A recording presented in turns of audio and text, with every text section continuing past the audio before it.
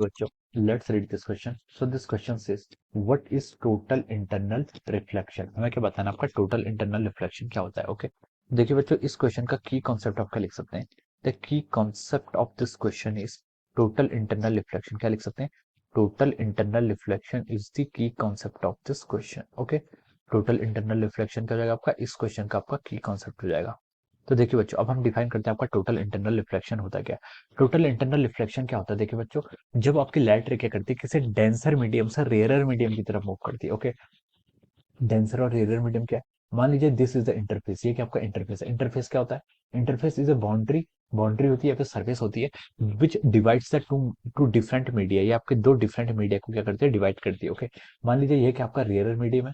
यहाँ से आप बोल सकते हैं कि ये आपका क्या है, कोई आपका ये आपका denser medium. Okay, N one को आप डेंसर मीडियम एज्यूम कर लीजिए. ओके, एन वन अगर आपका डेंसर मीडियम का, मान लीजिए कि आपका वाटर है. ओके, ये आपका क्या है? वाटर है. और ये आपका क्या है? एयर है. Okay, this is our water and this is our air. Okay, तो हमें पता है कि यहाँ पर आपका N1 का रिफ्रैक्टिव इंडेक्स क्या होगा? आपका ग्रेटर देन द N2 होगा. तो हम बोल सकते हैं कि N1 क्या आपका डेंसर है. ओके, जिसका रिफ्रैक्टिव इंडेक्स ज्यादा वो क्या होता है? आपका डेंसर मीडियम. और N1 का लेस है तो N2 का लेस है तो हम बोलेंगे कि this is a rare medium. Okay, तो देखिए बच्चों, ये आपका क्या डेंसर मीडियम है, ये आपका रेयर मीडियम है और this is the interface. Okay, अब देखिए बच्चों, जब क्या होता है आपकी लाइट रे क्या करती है यहाँ पर आपकी लाइट रे, वह light ray moves from denser medium to rare medium. Okay, जब आपकी क्या करती है लाइट रे, मान लीजिए this is a normal to the interface. ये क्या आपके इंटरफेस पर क्या है? नॉर्मल. ओके, जब आपकी light ray travels from denser to rare medium, जबकि लाइट रे देखिए वाटर से आपकी एयर की तरफ ट्रेवल करती है. ओके, तो देखिए लाइट क्या होगी? आपको लाइट को इस तरीके से जाना चाहिए था. Okay, this should be the path of the light. Okay, but there is a change in media. Change in media हो गया और लाइट आपकी डेंसर से रेयर मीडियम की तरफ मूव कर रही है. सो द लाइट रे will move away from the normal. ये क्या करती है आपकी?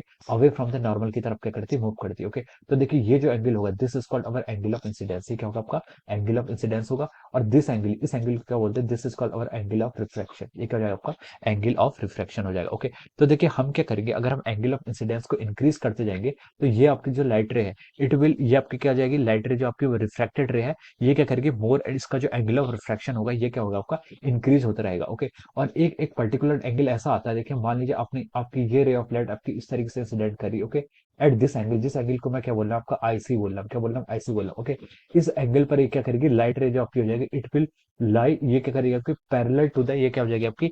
पैरेलल टू द आपकी रिफ्रैक्ट, जो आपका रिफ्रैक्टिंग सरफेस है, या फिर हम बोल सकते हैं पैरेलल टू द इंटरफेस हो जाएगी. Okay, at the angle of incidence IC, IC angle of incidence पे जो आपकी क्या रिफ्रैक्टेड रे, ये क्या होगी आपकी? It is lying along the surface of the interface. ये क्या होगी आपकी? सरफेस ऑफ द इंटरफेस पर लाई कर रही है. तो इस एंगल, इस पोजीशन को क्या बोलते हैं? This is called our critical angle. तो ये आपका जो इंसिडेंट एंगल आईसी है, इसे क्या हम बोलते हैं? आपका क्रिटिकल एंगल बोलते हैं. ओके, तो इसको हम क्रिटिकल एंगल बोलते हैं. तो देखिए हम यहाँ पर क्या लिख सकते हैं, अगर हम यहाँ पर करें, अगर हम यहाँ पर देखिए स्नेल्स लॉ का यूज करें तो हम बोल सकते हैं N1 साइन ऑफ आईसी, ये किसके इक्वल होगा? आपका N2 sine of our R. Okay, R आपका क्या है? एंगल जो आपका नॉर्मल और रिफ्लेक्टेड रे के बीच में बनना है. ओके, तो देखिए बच्चों, यहाँ पर हम क्या लिख सकते हैं? आपका N1 साइन आईसी कितना हो जाएगा? साइन आईसी, यही हमें फाइंड आउट करना है. Sine IC is equal to our N2 times sine of R. Sine of R कितना होगा? अगर ये आपकी क्या हो जाएगी, अगर ये आपके इंटरफेस पर लाइट आपकी फ्लो करने लग जाएगी, जो आपकी रे है ये आपके इंटरफेस से फ्लो करने लग जाएगी, तो आप बोल सकते हैं कि आर की वैल्यू कितनी है? यहाँ पर एंगल ऑफ रिफ्लेक्शन कितना हो गया? 90 हो गया. तो ये आपका साइन 90 इजिकल टू यानी कि 1 हो जाएगा. ओके, तो हम यहाँ से लिख सकते हैं कि आपका साइन आईसी होगा,